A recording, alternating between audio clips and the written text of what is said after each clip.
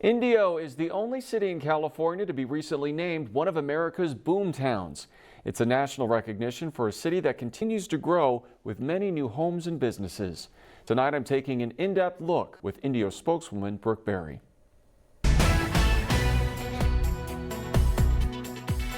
Brooke, tell us about Indio being named one of the top boom towns in America.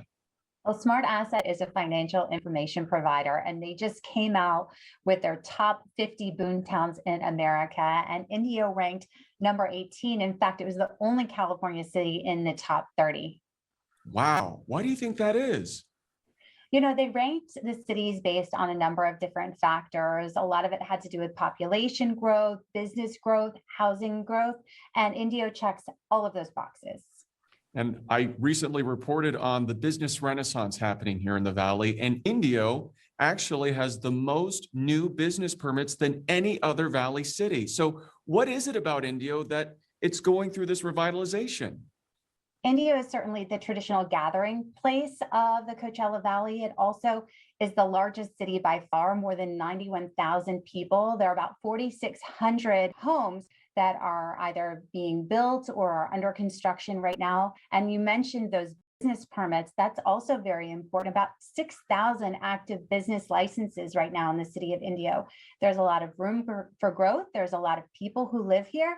And there's also pretty much opportunity in every direction. And it was just announced that former Golden Voice exec Skip Page will be opening up 2 new restaurants in downtown Indio. So tell us about that and how this all ties into the revitalization of downtown. Downtown Indio really is a historic place. It was the first original downtown within the Coachella Valley. And if you've been there, you can really see all of the prospects for turning it into a really vibrant gathering place. So we were very pleased to have community partners, the ones that you mentioned, and also many others, including the owners of Pueblo Viejo Grill, who have committed to taking some of these buildings that have this Palm Springs modern vibe, very retro from the 50s, 60s, and 70s, and reinvesting in the downtown. Downtown Indio is also unique in that it's kind of one of those traditional grid patterns. So the hope is eventually to have all kinds of mixed use development down there. We have an expansion of the College of the Desert campus downtown. We also have some mixed use residential housing that's in the works. So along with the investment, yes, by Skip Page and Roman Whitaker into the downtown, they're doing 2 restaurants in one. We'll have another one across the street that'll be a tequilas and tapas bar.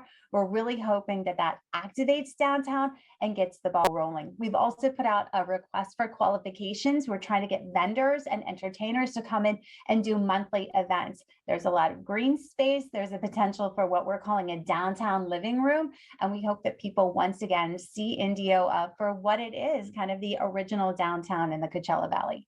So much momentum. Anything else, Brooke, that you would like to say before we let you go? I think that we're really pleased to be able to present some of this news at our State of the City.